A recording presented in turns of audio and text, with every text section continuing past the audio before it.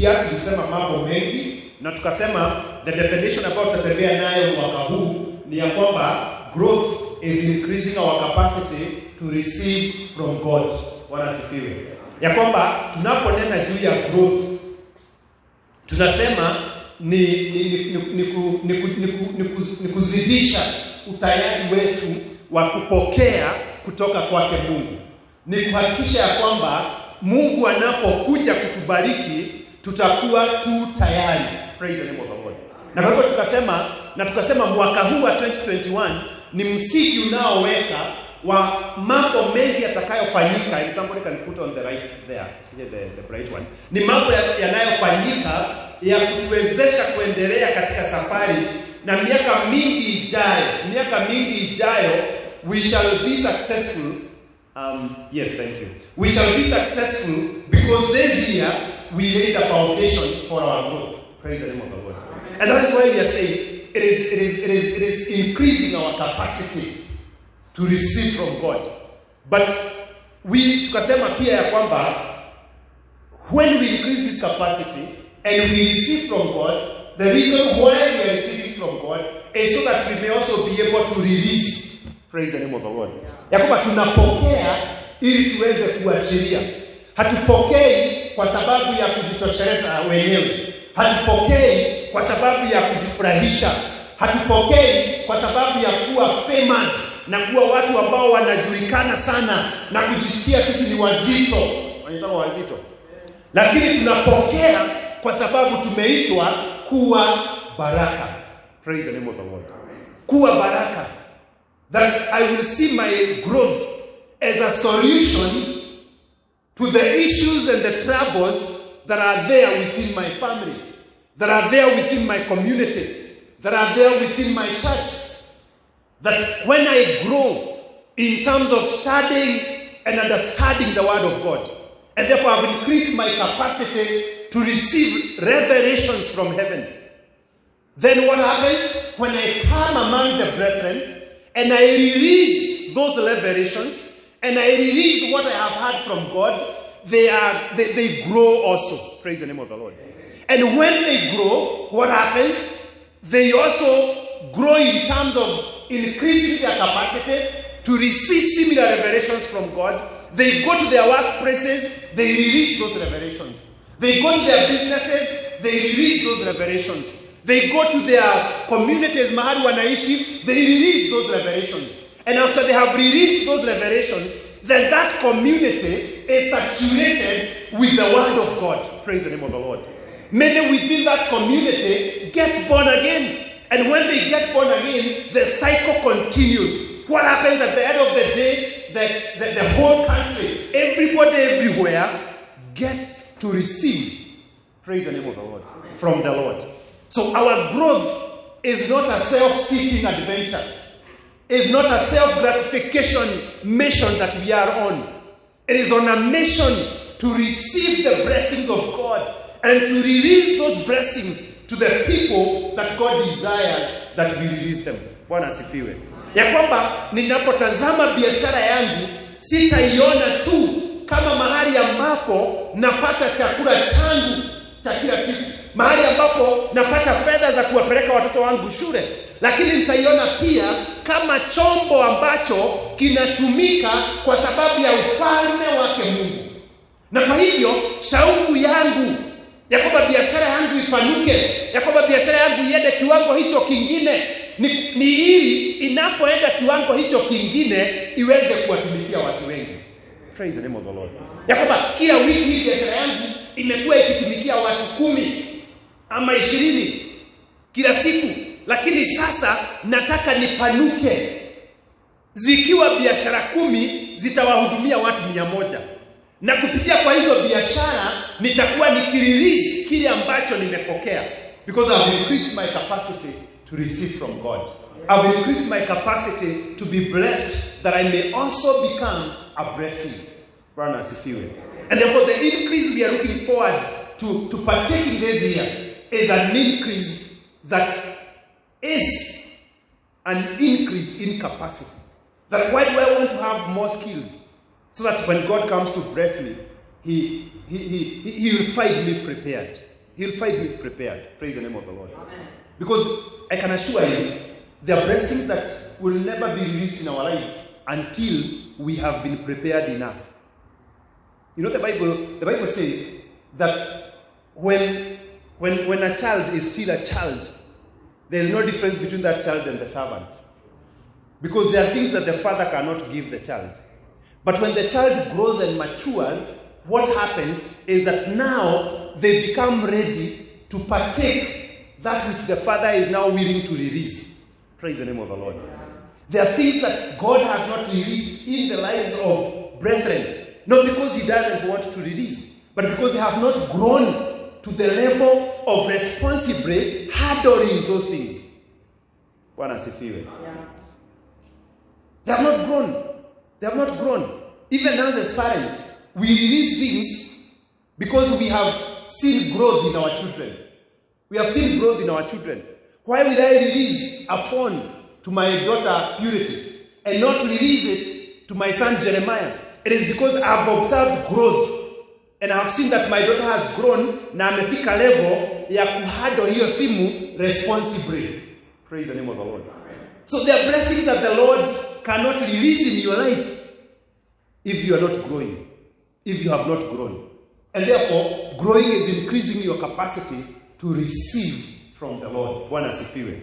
And we said many things and we will be looking at those as the year goes ahead. But allow me to look at 5 areas today that are very key and foundational as we think. Because we say that Isaiah 54 verse 2 puts the responsibility on you, squarely on you. Bwana asifiwe. That the journey of growth is not going to be pushed or propagated from anywhere else. It will be propagated from where you are, you. Na tukaona neno in Psalm 81 verse 10. Ikasema, I am the Lord who brought you from Egypt.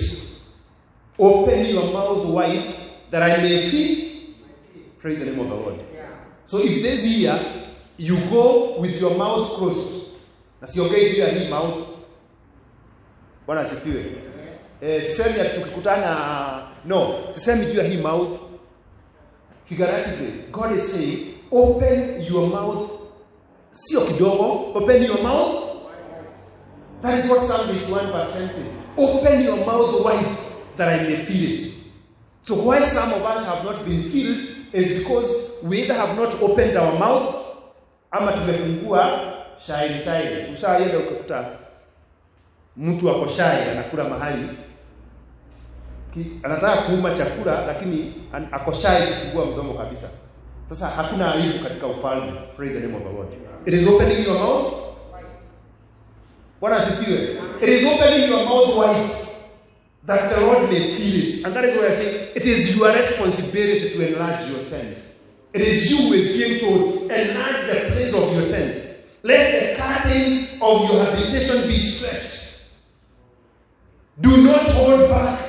Lengthen your cords and strengthen your stakes. And I hope those ones are speaking to you. Praise the name of the Lord. Today I want us to look at two chapters in the book of 2 Kings that follow each other. Chapter 6 and chapter 7. I've talked about these before, but I want to believe that as we speak about them today and share about 5 things that are important as we start the year, the Lord will minister to you. 2 Kings chapter 6. 2 Kings chapter 6, if you are there. Actually, 2 Kings chapter 6, verse 1 to 7, for me is my, would I say, my default text for growth. My default text for growth. If you are there, I will read. The Bible says, now the sons of the prophet said to Elisha, see, the place where we dwell under your charge is too small for us. Let us go to the Jordan, and each of us get there a log, and let us make a place for us to dwell there. And he answered, go. Then one of them said, be pleased to go with your servants. And he answered, I will go. So he went with them. And when they came to the Jordan, they cut down trees. But as one was felling a log, his axe head fell into the water, and he cried out, "Alas, my master, it was borrowed." Then the man of God said, "Where did it fall?" When he showed him the place, he cut off a stake and threw it in there and made the iron float. And he said, "Take it up." So he reached out, and his hand took it up. Praise the name of the Lord. Through the year, we will look at this text in depth. Lakini kwa leo tutaangalia maybe verse 1 and verse 2. Yeah, I think verse 1 and verse 2. And we can also read chapter 7. I know I had read this one just before I left for leave. Let us start from verse 3. Verse 1 and 2 is part of the introduction, but let us read from verse 3. Now there were 4 men who were lepers at the entrance to the gate, and they said to one another, "Why are we sitting here until we die? If we say, 'Let us enter the city,' the famine is in the city, and we shall die there. And if we sit here, we die also. So now come, let us go over to the camp of the Syrians. If they spare our lives, we shall live, and if they kill us, we shall but die." So they arose at twilight to go to the camp of the Syrians. But when they came to the edge of the camp of the Syrians, behold, there was no one there. For the Lord had made the army of the Syrians hear the sound of chariots and horses, the sound of a great army, so that they said to one another, "Behold, the king of Israel has hired against us the kings of the Hittites and the kings of Egypt to come against us." So they fled away in the twilight and abandoned their tents, their horses, and their donkeys, leaving the camp as it was, and fled for their lives. And when the lepers came to the edge of the camp, they went into the tent and ate and drank. And they carried off silver and gold, clothing, and went and hid them. Then they came back and entered another tent, and carried all things from it, and went and hid them. Then they said to one another, "We are not doing right. This day is the day of good news. We are silent and wait until the morning light. Punishment will overtake us.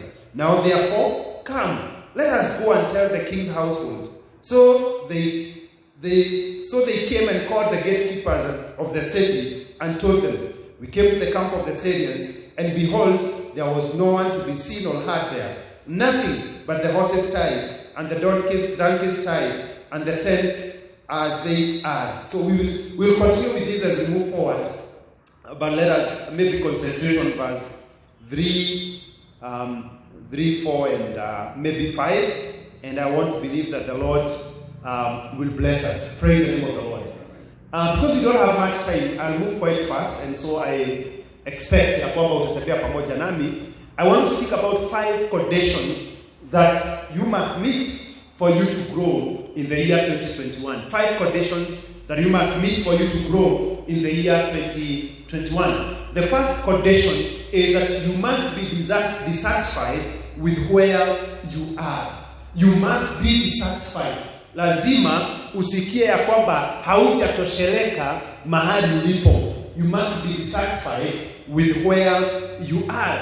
Paul says that contentment with godliness is great gain. Praise the name of the Lord. Contentment with godliness is great gain. Getting dissatisfied by where you are, kiwango ambacho uko. Kusikia kwamba sitosheki hapa haimaanishi ukuwe discontented. No. And discontentment is not a killer of ambition. Ya kwamba kama nimeridhika, actually contentment ni kuridhika. Kama nimeridhika kwa sababu ya mahali nilipo, sio kusema ya kwamba nimetosheleka na sina ndoto ya kusonga mbele. Praise the name of the Lord. Wana wa manabii wakaja kueleza, wakamwambia ya kwamba mahali hapa tunapoishi na tunahitaji grow kwa hizi instruments. Bwana asifiwe. Tunahitaji growth. We need to enlarge the praise of our tent.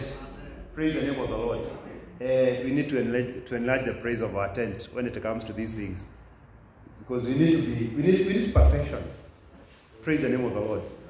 Kwa hivyo mtu hapa watu waanze kuguzwa. Ni mambo mengi ambayo will tell you we need to grow in so that people start getting touched. Praise the name of the Lord.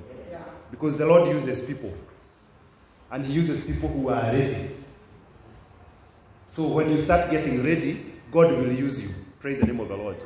And when it passes through your hearts, it never leaves you the same. So I hope by the end of the year, we won't be having this sound that we have now. We will be ahead. Praise the name of the Lord. So I'm saying this, that kuridhika, kuwa contented na mahali ulipo is not a killer of ambition. It's not haimaanishi ile shauku ya kusonga mbele. And what they are saying in the year 2021, they say to Elisha, the place where we are dwelling together with you is now small for us. Praise the name of the Lord. You will never grow until you get to that point of feeling, not even feeling, but realizing and convincing yourself that I cannot continue like this. Lazima ufike mahali useme, I cannot continue like this. The four lepers were sitting there and they talked to each other.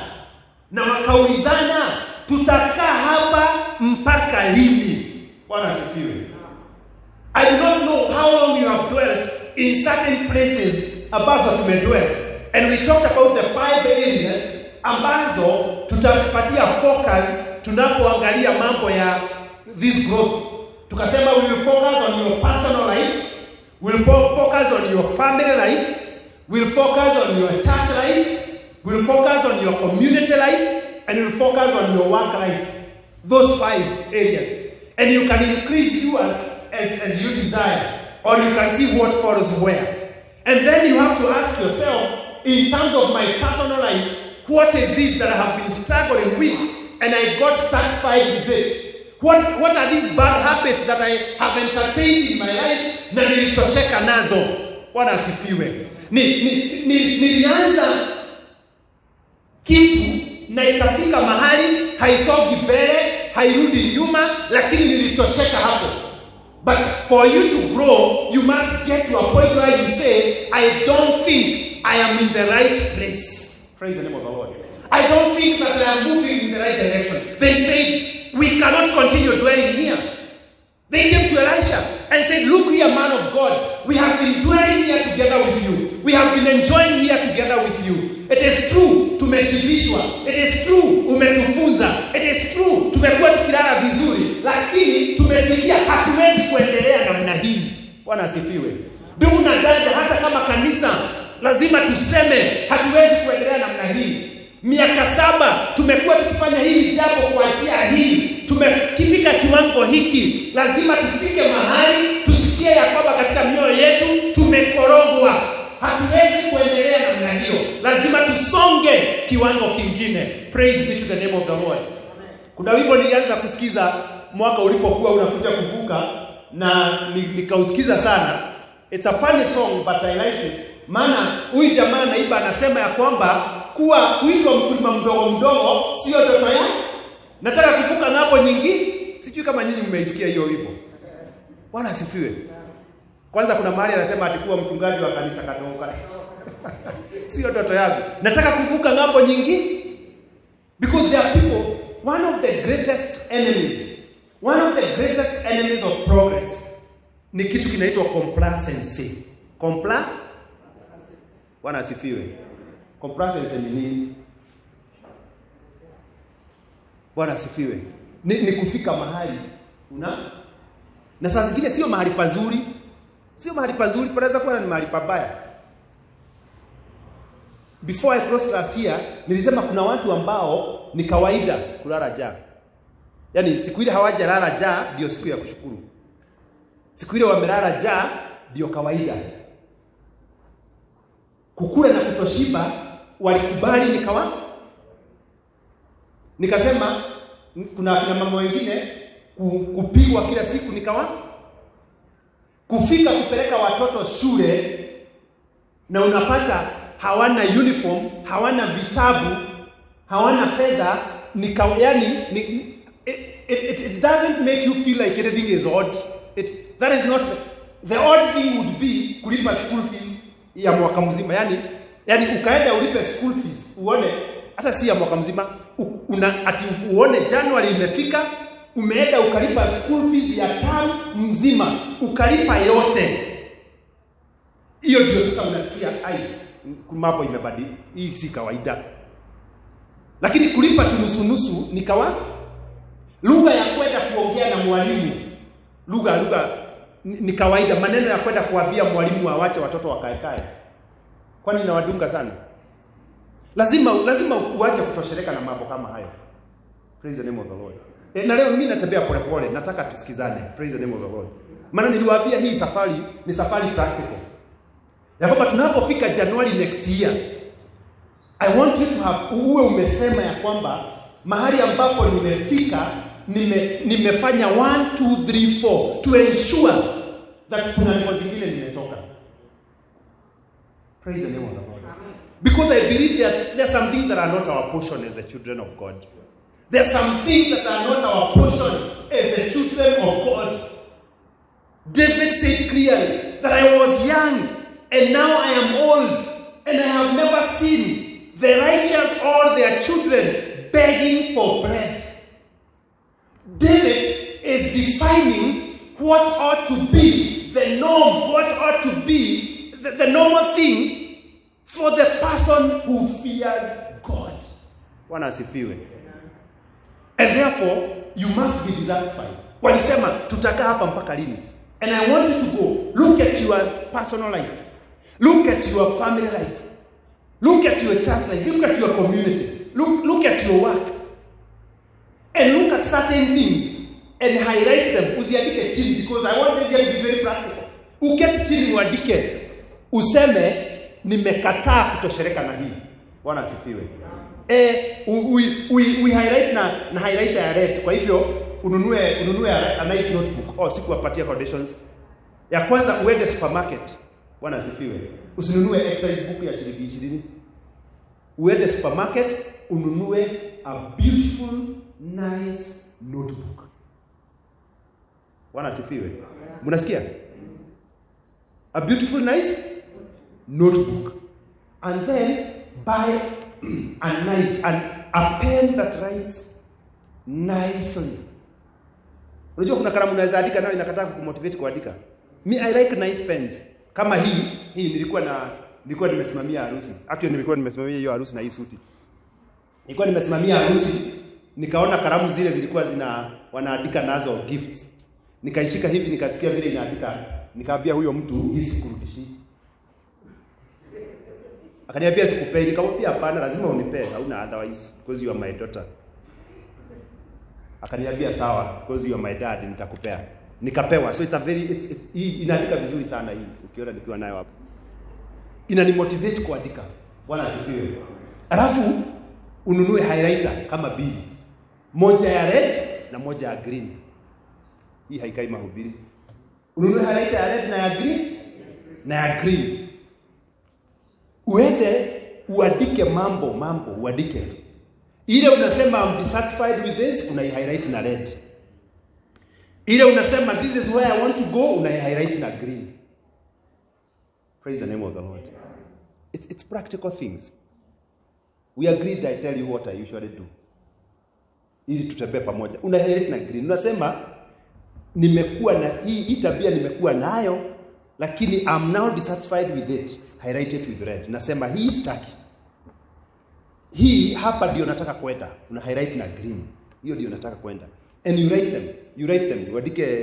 Uandike personal life, uandike mambo kadhaa. Uandike family life, ni mambo gani unataka na ni mambo gani hutaki. Uandike kama ni church. Church ni kutumika katika kanisa. For house of worship Kamuru where you belong, what do you want to see? What kind of growth do you want to facilitate yourself? What are you dissatisfied with? Katika hii kanisa, what are you dissatisfied with? Maybe you are dissatisfied with matope pale kwa barabara. Maybe you are dissatisfied with kitambaa hapa, unataka kuona gypsum. Maybe you are dissatisfied with mabati, unataka kuona mawe. Then uandike ile growth unataka kuona. Praise the name of the Lord. Then kwa community hapo mnaishi, what are you dissatisfied with? Because growth starts when we get dissatisfied. When we say, I cannot continue like this anymore. Praise the name of the Lord. I cannot continue like this anymore. So number one, you must be dissatisfied. Number two, you must take responsibility of your growth. That is number two. You must take responsibility of your growth.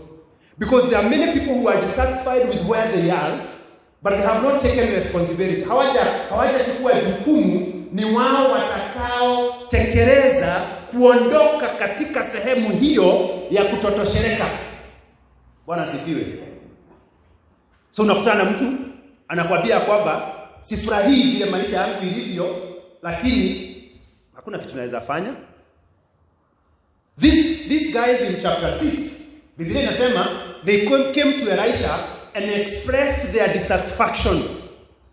They said, this place we have been dwelling with you is now too small for us. Maybe the house you have been living with your family is now too small for you. The business you have been doing is now too small for you. Then what did they say next? They said, let us go, each of us. Bwana asifiwe. Wacha twende kila mmoja wetu tuchukue miti msituni. Bwana asifiwe. For your growth to happen, it is not Waroe, your pastor, who will go in the forest for you. Praise the name of the Lord. Waroe anaweza kukuombea, lakini kuna uombezi katika maisha yako itahitaji ujiombee mwenyewe. I've always told you, using the story of Jesus Christ in Gethsemane, wakati ambapo alichukua watatu wa wanafunzi wake aliowapenda, akaenenda na wao, kuna mahali alifika, akawaambia, bakini hapa muombe nami. Bwana asifiwe. Na yeye akaenda mbele. Praise the name of the Lord. My brothers and my sisters, we must take responsibility of our growth. Being dissatisfied is not enough. Take responsibility. And how does taking responsibility come into play? Ni vipi ambavyo unachukua hilo jukumu wewe mwenyewe? Ni kujiuliza, ni nini nitakachokifanya ili nibadilishe hali ya maisha yangu? Bwana asifiwe. Sio kujiuliza ni nini serikali itakayofanya, sio kujiuliza ni nini mtoto wangu atakachofanya, sio kujiuliza ni nini mke wangu atakachofanya, sio kujiuliza ni nini mume wangu atakachofanya. It is taking responsibility. Praise the name of the Lord. Ni kusema kwamba I'm dissatisfied with daily conflict and quarrels in my marriage. But as you say, I'm dissatisfied with daily quarrels and conflict in my marriage, stop asking, what can my spouse do to make this marriage happier? You must start by asking, ni msitu gani nitaingia na ni miti gani nitaenda kutafuta? Bwana asifiwe. Kwa sababu wengine wenu, you need to get dissatisfied with the kind of lives you are living as husband and wife. Because this growth must take place. Bwana asifiwe. And you must get dissatisfied. You must get dissatisfied with knowing ya kwamba lazima tukosane kila siku. Shida ni tutakosania saa ngapi? Saa ndio sijui kukosana, najua lazima tutakosana. Saa ndio sijui ni saa ngapi tutakosana. Unajua kuna watu wako hivyo na walitosheka hapo. Akiamka asubuhi anakuaga tayari. Ombi lake halikuagi tusikosane, ombi lake linakuaga heri tukosane jioni atisika mchana kakue kazuri kiasi. Time ndio hajui, lakini anajua lazima watakosana. Lazima sasa ukue dissatisfied na hiyo. Na ukikuwa dissatisfied, utake responsibility, useme mimi Waroe, ni msitu gani lazima niingie na ili amani ipatikane katika familia yangu. Praise be to the name of the Lord. Ni msitu gani niingie? Niko dissatisfied na vile ambavyo tunaishi hapa. Niko dissatisfied na vile ambavyo ikifika jioni lazima tuanze kushtuka. Tukishindwa sasa jioni tutakuja namna gani? No, what must I do? And I said this year, we must be willing to soil our hands. Praise the name of the Lord. Lazima tuwe tayari kuingia. Kama ni kuingia kwenye matope na kupanda, kama ni kuingia, whatever it is that we must do, We must swell our hands and do it, but you cannot do it without taking responsibility. Praise the name of the Lord. And so, on your beautiful notebook, everything that was highlighted in red and everything that was highlighted in green should be accompanied with an activity. And I said that last year. But I'm trying now to make it more practical. That I am dissatisfied with conflict in my family every day. You have highlighted it in red. So, chini ya hiyo, like, what will you do to ensure that those conflicts don't happen again? Bwana asifiwe. Niko dissatisfied na customers kukujaga kwa duka kila wakati na almost kila kitu wanauliza, nasema hakuna. Sasa niko dissatisfied na hiyo. Ni nini nitakachokifanya? You are taking responsibility. Praise the name of the Lord. Niko dissatisfied na vile mambo mengine yanafanyika katika kanisa letu. And you know, this is our church. Hakuna mtu hapa amezuiwa either kutoa mapendekezo yake ama kuyatekeleza katika kanisa letu. Bwana asifiwe.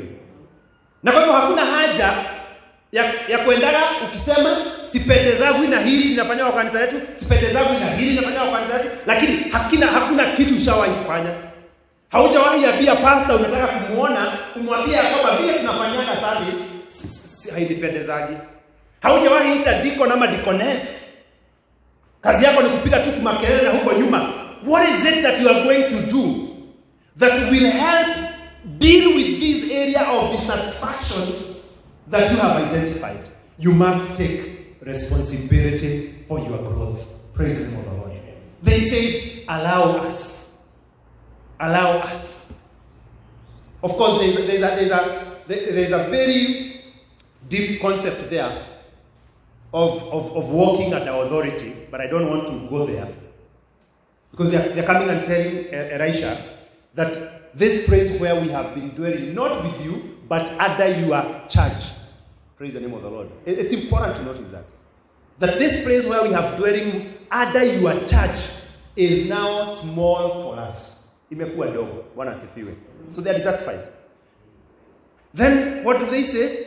Let each of us, kila mtu achukue jukumu. Bwana asifiwe. That is what wanasema, we will take responsibility.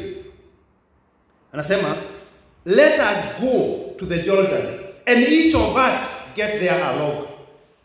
Let us go to the identify your Jordan. Praise the name of the Lord. The place of your dwelling has become small. The place of your dwelling has dissatisfied you. Identify your Jordan. And going to Jordan sometimes is not easy. Bwana asifiwe. As you are seeing later, wengine ilibidi waombe choka. They had no excuse, because some of us have a lot of excuses. Si unaona mmoja ni choka aliomba. Walisema, let us go. Each one of us akuje na mtu. As long as tumekubaliana, twende, kila mtu akuje na mtu wake. Hakuna kijisababu cha kukosa kuleta mtu wako. Praise the name of the Lord. Hakuna kijisababu. Kama ni choka utaenda kuomba kwa jirani, enda ukaombe. Of course ina depend vile mnaishi na majirani. You remember that woman? Ako hapa tu hata yeye. Sijui kama ako 4 ama ako wapi. Yule mama wa mafuta na chupa kidogo. Aliambiwa enda kwa majirani uombe nini? Mitungi. Brethren, if we have to enlarge the praise of our tent, if we have to let the curtains of our habitations be stretched out, there are things that sometimes we have to even set aside our ego. We have to, because some of us, vitu kama hizo ndizo zinatuzuia. We don't want to take responsibility. And by taking responsibility, there are things that we have to shed off. Lazima to take responsibility. Praise the name of the Lord. Yeah. Number 3, deal with limitations, real or unreal. You must deal with limitations. Some are real, some are unreal. And that is what I'm talking about. You must ask yourself this question. What is keeping me from moving forward? Praise the name of the Lord. Bwana asifiwe. It's a practical process. Ask yourself, what is keeping me from moving forward? Yes, I know I should be doing this. Yes, I know my business should have grown to this level. Yes, I know my family should not be where it is now. Yes, I know that in terms of my community service, in terms of my preaching Christ, in terms of my reaching out, in terms of my contributions in the church, in terms of my leading, I should not be at this level. But ask yourself this question: what is preventing you from moving forward? Praise the name of the Lord. For some of us, it is just fear. Fear. We fear. Every time we want to start something, we fear. We fear. There's a fear that keeps us from moving. Others, it is pride. What is the feeling? Others, it's pride. There is something you can do, and there would be peace in your family. There is something that you can do, and there would be harmony and cohesiveness in your marriage. But pride cannot allow you. It's a limitation to your moving forward. You must deal with it. Praise the name of the Lord. It keeps you back. It prevents you from going forward. Others, it is the orientation. It is how we grew up. Ndani yetu ni kama tulidungwa sindano ya kubaki nyuma tu bado. Nyuma tu. Unasikia kwa watu wanasema that I come from a humble background. And they accepted that they should always remain in the humble background. Bwana asifiwe. Because they use the wrong parameters to measure where they should be. Wanasema kwetu, me as I grew up, eating 2 meals in a day ilikuwa muujiza. Sasa kwa sababu tunakulaga 3, tumebarikiwa sana. Si mkulage 5. Bwana asifiwe. Yes. You must not allow, because some of us, where we are coming from, instead of motivating us, kuna shuhuda ambazo lazima tuzitoe, lakini sizikuwe kizuizi. Praise the name of the Lord. Kwa sababu complacency wakati mwingine tumetoka Misri, mahali tulikuwa tunapigwa viboko, tumetoka Misri, mahali ambapo tulikuwa tunateswa, tumetoka Misri, mahali tulikuwa tunatengeneza matofali, sasa tuko jangwani. Lazima tusitoshereke jangwani ati kwa sababu sasa hatutengenezi matofali, ati kwa sababu sasa hatupigwi viboko, ati kwa sababu sasa lazima tujue ahadi yetu ni Canaan. Bwana asifiwe. Lazima tujue ahadi yetu ni Canaan.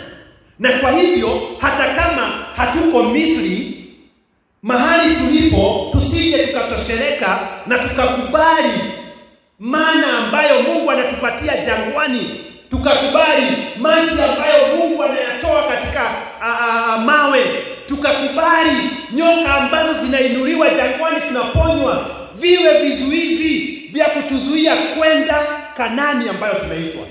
Praise the name of the Lord. Because manna is a temporary, naitawa temporary what? Ya kujaza hiyo gap. Bwana asifiwe. Ni temporary. Manna ni temporary. Bwana asifiwe. God had never intended that the children of Israel would live on manna. It was food on the journey. Praise the name of the Lord. God had never intended that every time they went and spoke to a rock, water would come out. It was a temporary strategy to help them go through the wilderness. But some of us came to the wilderness and we started receiving manna. Tukaanza kupokea manna, tukaongea kwa mawe yakatoa maji tukakunywa, tukapewa quails, tukazikula huko jangwani na tukatoshereka huko, tukasahau mwito wetu ulikuwa ni Canaan. May God help us. Sijui kama mnashika hii maneno. Praise the name of the Lord. Wengine wetu tulifika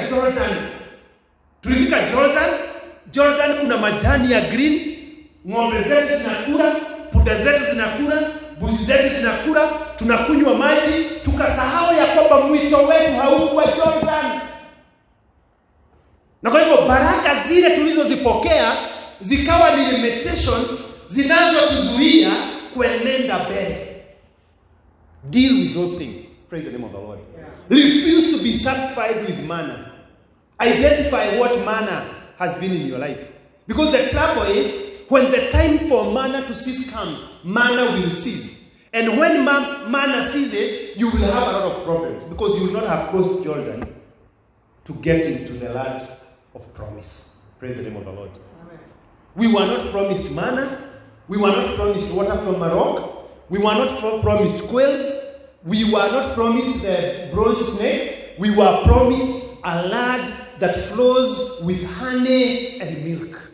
Praise the name of the Lord. And even if Canaan is a typology of the New Jerusalem where we are going, it also presents to us an image of where God wants to take us even in our lives. There is a Canaan for your family. There is a Canaan for your business. There is a Canaan, there is a place that flows with honey and milk. Praise the name of the Lord. But what you realize that honey and milk were not to be there miraculously. They were to be there because they were to go and labor. And the Lord would bless the labor of their hands. Praise the name of the Lord. He is the one who gives us power to make wealth. Deal with limitations. And we talked about certain things that we shall be dealing with and we shall be discussing. And we talked about how our thinking needs to shift. Because our thinking can become a limitation. We talked about how our skill set needs to shift and change. And we will be talking about that in a broad way. We talked about how our relationships, because I said that it is impossible for you to grow around mediocre people. You grow around people who are growing. Yeah. And the people you associate with can become a limitation. I've seen it. Unaenda unaambia mtu kuna kitu nataka kufanya. Si nilikwambia kuna jamaa niliambia nataka kununua gari. Akaniambia wewe anaweza ununue kagari kadogo wewe ukiendeshea kiti ya nyuma. Askari akikusimamisha anaona hakuna mtu mbele. Akiangalia anaona mtu hapo nyuma kwa sababu huna pesa. In short alikuwa ananiambia wewe anaweza ununue katoe. And I was so zealous. I was determined that time for me to get my own car has come. It must have been the beginning of 2008. And I went to him as a friend and I told him, I feel I need a car to be able to serve God better. And this guy told me, no, you can't. He was driving. Yeah, akona gari, lakini yeye ananiambia mimi siwezi. Na anajua mshahara yangu, na anajua kila kitu, so ananiambia wewe hauwezi. And I almost believed him. But I thank God for my boss. Because my boss is those people who push you forward. Praise the name of the Lord. Yeah. So when my boss came and asked me, you told me you wanted to buy a car. How come you have not bought? And I told him, nilikosa pesa. That was a limitation that was just here. But thanks be to God, my boss akaniambia enda kwa accountant, pewa pesa zenye zote unataka, enda ununue gari, ukuwe na gari nzuri ya ministry na gari nzuri ya kazi, alafu utalipa vile siku ile utaweza utalipa. Because I was limited that if I go to the bank and the bank refuses to give me the money, then I can't afford it. And I sat and I was content. But I thank God because I had a relationship that was able to pull me out of that limitation. So we need shifts in our relationships. Praise the name of the Lord. We need people who can tell us you can make it. I have people who watch my videos. Na watch anapata message, lakini pia ananiambia na ukifanya hivi. Na hapa ukifanya hivi. These are people who are helping me grow. Lakini kuna wengine nikuuliza hizi video unafanyaga, unafikiria kuna mtu anaonaga? Na sisi tunatumiaga muda mwingi sana kushinda ukifanya tu vitu unafanyaga. Anga 1 minute with Pastor Warui. Lakini na wengine wananiambiaga, ndugu unatubariki sana na 1 minute with Pastor Warui. Halafu nasema yes, praise the name of the Lord. I will keep doing it. I'll keep doing it. A shift in your relationships, because your relationships can become your limitation. Praise the name of the Lord. And we said in our physical realm, tukasema kuna mahali kwingine lazima watu wahame. Like I remember one time dealing with a young man who was struggling with smoking bang and abusing drugs. And one of the strategy was to make sure this young man moves. He was living in Juja. Na Juja I think bag ni mingi na vitu kama hizo. So lazima la kwanza atoke huko, aondoke hao marafiki, aondoke hiyo environment ambayo inamzuia kwenda to the next level. So sometimes you might need, by the way, hata kuhama. Bwana asifiwe. Hata biashara inaweza hitaji physical shift, inaweza hitaji kuondolewa mahali iko, kwa sababu hapo iko ni limitation. Limitation either by the environment, limitation by the people who are close to you, limitation. Saa zingine wengine hata kazi inahitaji utafute nyingine, uondoke hiyo company kwa sababu it's not, shift in our physical realm. Praise be to the name of the Lord. For growth to happen, sometimes we have to shift in our physical realm. And of course, we also say shift in terms of how we spend our time management. Because many of us fail to grow because we spend our time, which is the greatest resource that God has given us, in a way that cannot propagate growth. So you must deal with all limitations, real or unreal. Number 4, as I finish, you must come up with a clear plan. You must come up with a clear plan of growth. An idea in your head is not a plan. Praise the name of the Lord. An idea on how you will expand your business. An idea on how you will help your family. An idea on how you will deal with issues in your marriage. An idea in the head is not a plan. A plan becomes a plan when it is written down. Bwana sifiwe.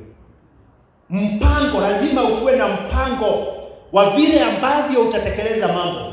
Mpango wa vile ambavyo utapanua biashara. Mpango wa vile ambavyo utainua kiwango chako cha elimu. Mpango wa vile ambavyo utainua maisha ya watoto wako. Mpango huo utakuwa mpango tu utakapoandikwa chini. And that is why I want you to get a good notebook, because I'll show you how to plan. Praise the name of the Lord. Yes, I'll teach you how to plan. And sometimes you can use even these gadgets. Sometimes they can be very good if you have a laptop or an iPad or a tablet like this, or if your phone has those facilities, you can use those to come up with a clear plan. Proverbs chapter 16 verse 3 says that commit everything you do to the Lord and he will establish your plans. Is it Proverbs or Psalms? Proverbs 16:3. 16? 16:9. Mimi nafikiri 16:3. Hebu tuone.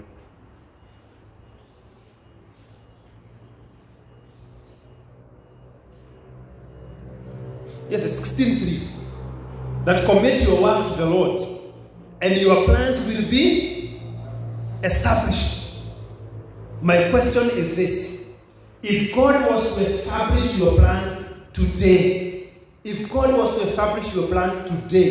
how would it look like? How would life look like if God was to establish your plan? Ile umeandika. And by the way, planning is faith in action. When you plan, you are putting your faith into action.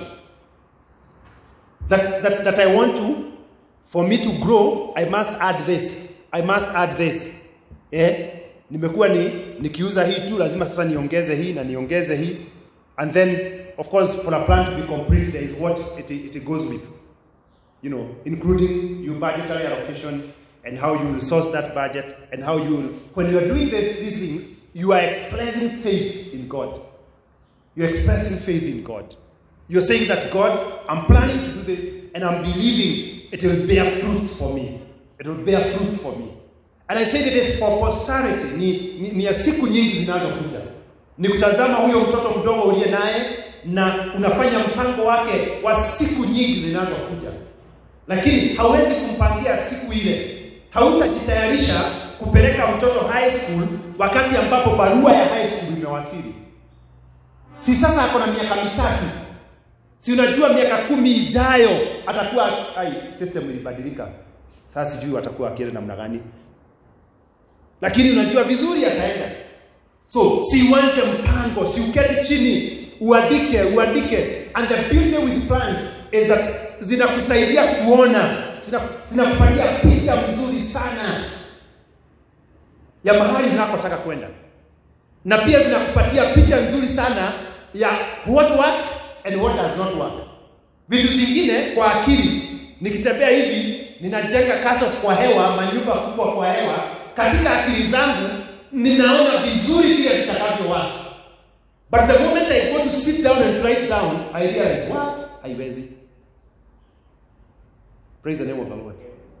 And that is why sometimes you may meet people, now ukizungumza na wao, they sound like they're doing great things, they're going very far. But just sit down with them and start breaking it down. Start breaking it down. Start breaking it. Unapata, it's nothing. You thought it was a great thing, it's nothing. So your mind does not have the capacity to visualize without having to write down. So have a very clear plan on how you will implement your growth. And we'll be looking at how we can come up with plan. We'll look at different kinds of plannings that we can do in life. So these are very practical here. What kind of planning that can we do for our families? What kind of planning can we do for our businesses? What kind of plannings can we do for our academics and our studies? What kind of planning? You know, sometimes there are plans you do, unaangalia miaka. Because if I now start doing a 20-year plan, then what I'll realize is that when I write down, maybe this column says the years, year 1, so 2021, all the way to 2040. Then, nikuwe na column mwingine hapa, ya kuandika miaka yangu mahali itakuwa. It gives me a clear picture that 2041, nitakuwa 60 years old. So, nikikuwa 60 years old, kuna mambo siwezi weka nikiwa miaka 60 kwa sababu siwezi fanya. Bwana asifiwe. Lakini nikitembea naweza kwenda nikisema, "Hey, 2041, nitafanya hiki kwa sababu kwa mind." But the moment I put it down na nione guy, nitakuwa 60. Ninaachana naye. So that is how a plan really helps you visualize. See exactly how it looks and ask yourself, is it practical? Is it something that I can actually do? Praise the name of the Lord. And therefore it helps you push up and say that these things have to be done a little bit earlier. Number 5 and the last one as we go to pray is that start your journey today. Start your journey today. Praise the name of the Lord. Don't procrastinate. Don't procrastinate. I personally have suffered from procrastination. There are things that I have desired to do, but I have procrastinated. And the moment you procrastinate for one day, you have procrastinated for years. Like now, I'm always ashamed to say that there is a master's degree whose coursework I finished in 2015. Now it's going to 6 years. To do that project might require only 1 or 2 weeks of my time. I had started in 2015 with a lot of energy. But one day, I stopped and procrastinated to the next day. The next day, we are now in 2021. You know, in 2015, I said, in fact, we were a group, we said, let us start this thing. And we started doing it. Because when I'm saying these things, I'm not that perfect guy. I'm not that perfect guy who have everything in control. So, we said, let us do this thing before 2015 ends. Maana tulimaliza classes August 2015. Na tukaanza. But nika procrastinate. Kuprocrastinate January 2016, I started other things. Now, pushing it to the next day, we are now in 2021. Hata sijui kama shule bado wananikumbuka.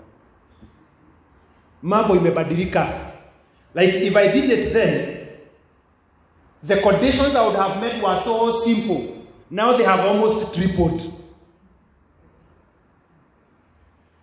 Why? I did not start that today at 2015.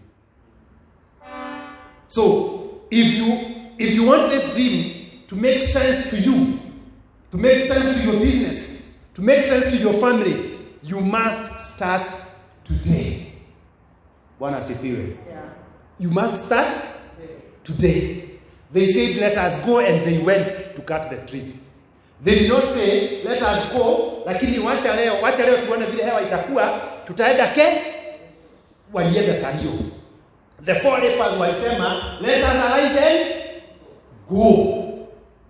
So if there is something that you want to do, you must start it today. Today. With what you have, they said, let us go. And I said, the Lord will only magnify because you have started. And they arose, the Bible says, in the twilight, they arose and they did not wait for morning. Niliambiwa twilight ni jioni. Bwana asifiwe. Wangeambiana hakuna haja ya kwenda na hii.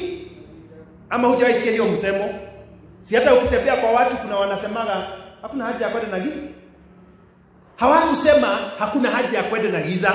Walisema si hiyo idea imekuja si tumepanga sisi tunatakiwa kufanya hatugoji kesho kukuche, tunaenda saa hii usiku. Walianza safari usiku. Praise the name of the Lord. Amen. The Bible says they started in the twilight. Twilight ni jioni. Walianza jioni. My brother and my sister, don't wait for tomorrow. Start it today. Praise the name of the Lord. What is it that you want to do? What is it that you want to improve in? What godly habit do you want to cultivate? If you want to start studying the Bible and you want to go through it this year, you cannot start tomorrow. You must start today, because tomorrow will become 2027. Start today. Praise the name of the Lord. If there is a habit you want to deal with and to move away from it, that it may stop hindering your growth, you must start dealing with it today. Today is the day. Praise the name of the Lord. Amen. If there is something you want to do in your business, you cannot do it tomorrow. You have to do it today. If there is a way you want to start treating your wife or your husband, you cannot wait to start treating them tomorrow. You must start treating them today. Praise the name of the Lord. Amen. Because tomorrow things might have turned. Sijui kama ushakutana na watu wanasema I wish I did it. Praise the name of the Lord. So do it today. Let us rise up and pray. We have 15 minutes beyond our time.